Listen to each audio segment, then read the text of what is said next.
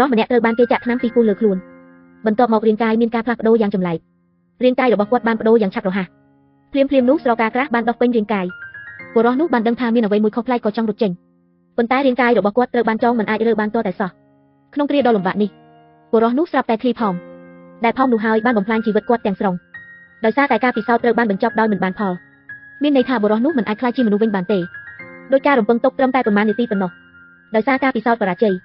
គាត់បានផ្លាស់ប្ដូរទាំងស្រុងទៅជាសត្វចម្លែកដូចមនុស្សផងពុះផងប៉ុន្តែអ្នកវិទ្យាសាស្ត្រនេះមិនត្រឹមតែមិនខ្លាចនោះទេផ្ទុយទៅវិញគាត់បានលក់បុរសនោះទៅឲ្យសួនកំសាន្តជាសម្ងាត់ដូចនេះបុរសនោះត្រូវបានគេចាត់ទុកជាវិសាចដែលធ្វើឲ្យអ្នកទេសចរកោតសរសើរទោះបីជាការពិសោធន៍នេះបរាជ័យក៏ដោយប៉ុន្តែដុកទ័រនេះបានរៀបចំផែនការរួចហើយដើម្បីអាជីពរបស់ខ្លួនដើម្បីបន្តការពិសោធន៍ប្រែក្លាយមនុស្សទៅជាសត្វពស់គាត់បានទៅជួបអតីតសិស្សរបស់គាត់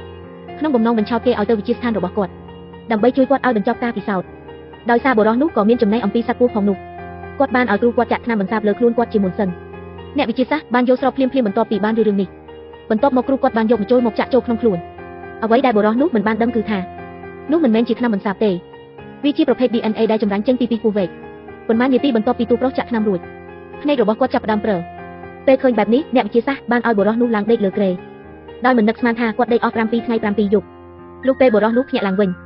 រាងកាយរបស់គាត់ក៏មានប្រតិកម្មនឹងពីពស់ការផ្លាស់ប្ដូររាងកាយបានចាប់ផ្ដើមទូប្រុសមិនដឹងពីភាពធ្ងន់ធ្ងរនៅឡើយទេតែនៅពេលគាត់ដោះធ្មេញគាត់បានរកឃើញថាមានស្បែកងាប់បានជ្រុះចេញពីមុខគាត់បានទាញស្បែកនោះចេញ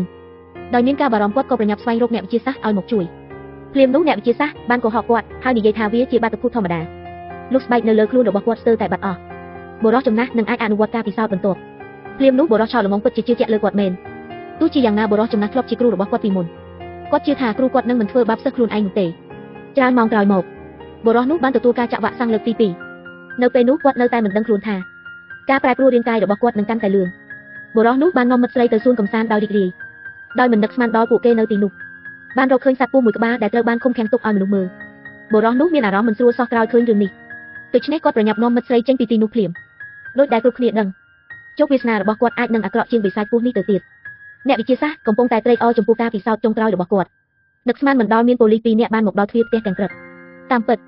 ប៉ូលីសមកទីនេះដើម្បីស្វែងរកបុរសម្នាក់ដែលពេលនេះប្រែជាសត្វចម្លែកដោយសារតែបុរសនោះបាត់ខ្លួនជាច្រើនខែមកហើ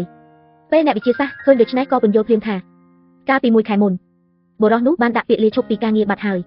ក្រោយពីដឹងរឿងនេះប៉ូលីសគ្មានជំរឿនអ្វីក្រៅពីត្រឡប់ទៅវិញឡើយដោយដែលគ្រប់គ្នាដឹងបុរសនោះត្រូវបានអ្នកវិទ្យាសាស្ត្រយកទៅលក់ឲ្យសួនកំសាន្តជាយូរមកហើយទោះបីជាពេលនេះគាត់បានបោកប៉ូលីសក៏ដោយប៉ុន្តែបុរសចំណាស់ដែលជាអ្នកវិទ្យាសាស្ត្រនៅតែមានអារម្មណ៍មិនស្រួលដើម្បីជៀសវាងបញ្ហានេះកាន់តែធំគាត់បានសម្រេចចិត្តដំណើរការពិសោធន៍ឲ្យបានលឿន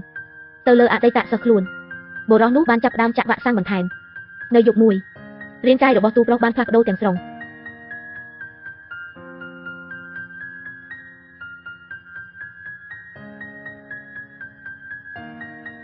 គាត់បានមកជួបគ្រូគាត់ដើម្បីឲ្យជួយធ្វើរោគវិនិច្ឆ័យប៉ុន្តែគ្រូគាត់បានណែនាំថាកុំឲ្យភ័យស្លន់ស្លោអីគាត់ធ្វើជាបន្តោកសេរ៉ូមមួយផ្លោកឲ្យទូប្រុសហើយនិយាយវាជាថ្នាំបន្សាបតាមពិតវាជាថ្នាំពិសេសដែលធ្វើឲ្យរាងកាយកាន់តែប្រែប្រួលលឿនពេលដែលអ្នកវិទ្យាសាស្ត្រកំពុងតែរីករាយនឹងភាពជោគជ័យនៃការពិសោធន៍ឪពុករបស់ទូប្រុសស្រាប់តែមកកន្លែងគាត់ភ្លាមដោយសារតែកូនគាត់មិនបាននៅផ្ទះយូរមកហើយគាត់ចង់មកទីនេះដើម្បីរកមើលដើម្បីកុំឲ្យប៉ះពាល់ដល់ការពិសោធន៍របស់គាត់អ្នកវិទ្យាសាស្ត្របាននិយាយកុហកថាទូប្រុសមិននៅទីនេះទេអ្នកវិទ្យាសាស្ត្របានដើរចូលទៅក្នុងផ្ទះវិញបិទទ្វារយ៉ាងជាប់ប៉ុន្តែឪពុកទូប្រុសយល់ថាអ្នកវិទ្យាសាស្ត្រមានចេតនាគេចពីគាត់ដូច្នេះគាត់បានដើរទៅរកតាមបង្អួចគាត់ចាប់ផ្ដើមរកកូនគាត់ដោយការរំពឹងទុកមែនមិនយូរប៉ុន្មានគាត់បានរកឃើញកូនប្រុសដែលកំពុងជាប់ឃាំងបន្ទាប់ពីឃើញរូបរាងកូនប្រុសគាត់ផ្លាស់ប្ដូរឪពុកគាត់មានការងឿងឆ្ងល់ជាខ្លាំងបន្តិចក្រោយមកអ្នកវិទ្យាសាស្ត្រស្រាប់តែលេចមុខពីក្រោយគាត់ហើយវាយគាត់ឲ្យសន្លប់លើដីបន្ទាប់ពីបានឃើញទស្សនវិជ្ជាបែបនេះទើបទូប្រុសនោះដឹងថាគាត់បានចាញ់បោកគ្រូរបស់ខ្លួនគាត់ជាអាម៉ុកដែលគេប្រើដើម្បីពិសោធន៍តែប៉ុណ្ណោះដូច្នេះគាត់ព្យាយាមទូរស័ព្ទទៅប្តឹងប៉ូលីសប៉ុន្តែភ្លាមគាត់បានផ្លាស់ប្ដូររាងកាយមួយរំពេចក្រោយចូលបន្ទប់វិញអ្នកវិទ្យាសាស្ត្រមិនចង់ខាតពេលទៀតឡើយបានចង់ទូប្រុសទៅនឹងតុពិសោធន៍នឹងធ្វើការចាក់ថ្នាំនៅដំណាក់កាលចុងក្រោយនឹកស្មានមិនដល់ក្រោយពេលចាក់ថ្នាំរួចរាល់រាងកាយទាំងមូលរបស់គាត់ចាប់ផ្ដើមប្ដូរទាំងស្រុងត្រឹមតែមួយប៉ព្រិចភ្នែកគាត់បានคล้ายទៅជាពស់វែកដ៏ធំមួយក្រោយពីឃើញថាការពិសោធន៍របស់ខ្លួនទទួលបានជោគជ័យល្អឥតខ្ចោះស្នាមញញឹមលើមុខតាចាស់បានលេចឡើងតែគាត់ហាក់មិនទាន់ពេញចិត្តនៅឡើយទេដើម្បីដឹងថាសត្វពស់ដែលគាត់ពិសោធន៍នឹងពស់មែនទែនមួយណាខ្លាំងជាងគាត់បានយកសត្វពស់ពីរក្បាលចេញពីមន្ទីរពិសោធន៍ដើម្បីមកធ្វើតេស្តការសាកល្បងនេះមិនទាន់ចាប់ផ្ដើមផងស្រាប់តែពស់វែកបានចិត្តគាត់ភ្លាមដោយសារតែរឿងនេះអ្នកវិទ្យាសាស្ត្រដ៏ល្ងងខ្លៅត្រូវអស់លាក់ស្លាប់មួយរំពេចភាពយន្តនេះប្រាប់យើងថាអ្នកដែលពូកែលើអ្វីមួយតែងាប់លើរបស់នឹង ជាពិសេសសូមកុំដើម្បីតែប្រយោជន៍ខ្លួនឯងអូខេមកពាក់ព័ន្ធជាមួយអរគុណសម្រាប់ការទស្សនា